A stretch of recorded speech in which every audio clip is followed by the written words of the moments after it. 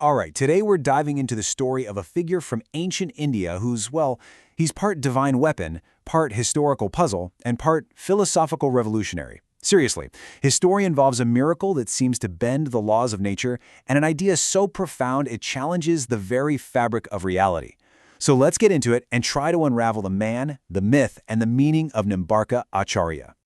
So where do you even start with a story like that? Well, let's kick things off with the legend that actually gave him his name. It's this incredible story that starts with a simple act of hospitality and ends with a miracle that really defines his entire mythic identity. Okay, so to really get a handle on who Nimbārka was, we've got to start with the hagiographies. You know, the sacred biographies. And these aren't just your average stories. For centuries, they've shaped how people see him. They're more like foundational accounts, explaining his whole purpose for being here on Earth. So get this. According to the Bhavishya Purana, Nimbārka isn't just some wise sage. No, he's way more than that. He's said to be the incarnation of the Sudarshana Chakra, you know, Lord Vishnu's divine discus, like a literal divine weapon made human, sent down to Earth with a massive cosmic mission to restore Dharma, basically to bring back cosmic order and guide people back to the right path when they've lost their way. And this brings us to his most famous miracle, the one that gave him his name.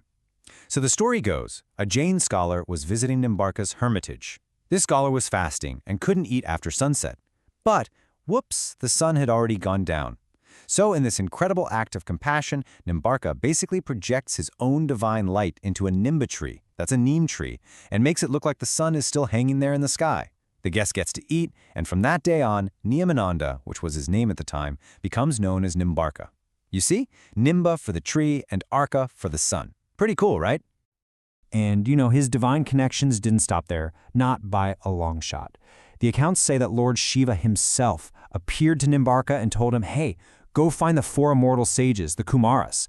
And it was these ancient sages who initiated him into the highest spiritual secrets, giving him the powerful Rādhā-Kṛṣṇa mantra and really setting him on the philosophical path he was meant to walk. Okay, and this is where his mission gets super specific, almost like a divine directive. After his initiation, it's said that Rādhā and Kṛṣṇa themselves appear before him, and they give him this very precise instruction. For now, keep the deeper stuff a secret, just focus on preaching about devotion. And then they drop this major prophecy on him, foretelling that he'll be reborn as a scholar named Kesava Kashmiri to debate a future incarnation. I mean, wow, this single prophecy basically lays out the blueprint for his entire life's work. So that's the epic divine story, right? It's incredible. But then we turn to the historical records, and that's where the picture gets, well, let's just say it gets complicated. For scholars, trying to pin down when the actual man lived is like trying to solve this massive ancient puzzle. In this timeline, wow, it really gets to the heart of the puzzle. I mean, just look at this. The traditional accounts, they place his birth over 5,000 years ago. But then you have some scholars who think he lived around the 7th century. And then, the most common view among modern academics puts him way later, in the 12th or 13th century. We're talking about a potential time gap of over 4,000 years. That's just wild. Yeah, and as you can see here, the disagreement is pretty deep. It's not like one side is just making stuff up. Each proposed date is based on different kinds of evidence. Some on sacred texts, others on references in other philosophical works, or even linguistic analysis. The point is, there's no easy answer here. And it really just highlights how Nimbārka's identity is sort of split right down the middle between this larger-than-life myth and a very real historical debate.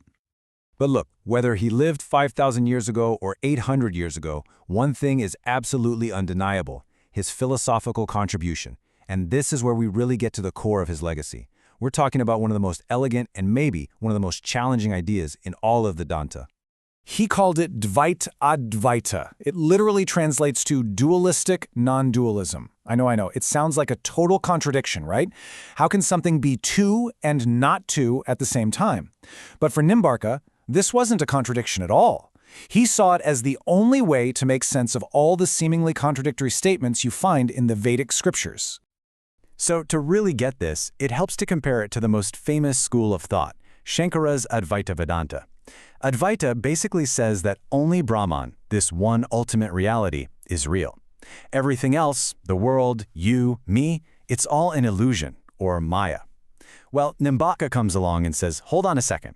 He argued that, yeah, Brahman is the ultimate reality, But the soul and the universe are also real. They're different from God, for sure, but they are completely dependent on God to even exist.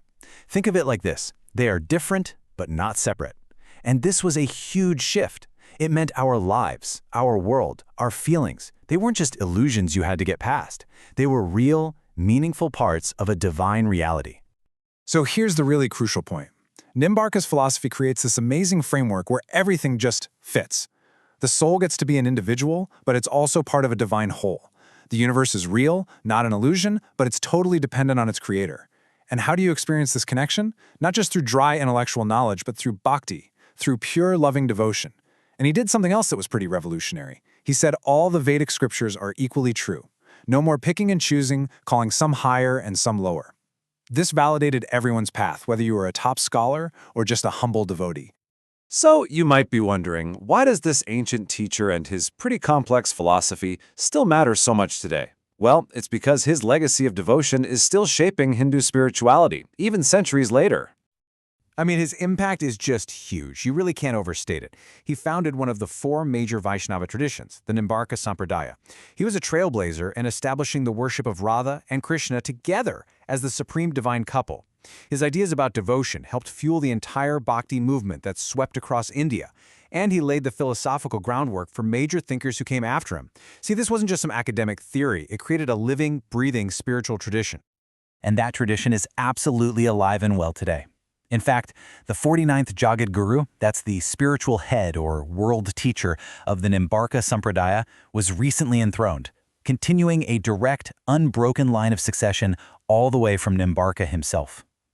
It's just such a powerful reminder that these ideas aren't collecting dust on a shelf. They're being practiced and passed down by millions of people all over the world right now. So, that leaves us right back at the core of Nimbarka's thought. It's this question that really challenges us to stop seeing reality as a simple choice, one or many, illusion or real. Instead, he asks us to see it as a dynamic dance of both. So, I'll leave you with this. What if we're all unique individual waves, but at the same time we're completely inseparable from the ocean? It's a thought that's just as profound today as it was 1,000 or maybe even 5,000 years ago.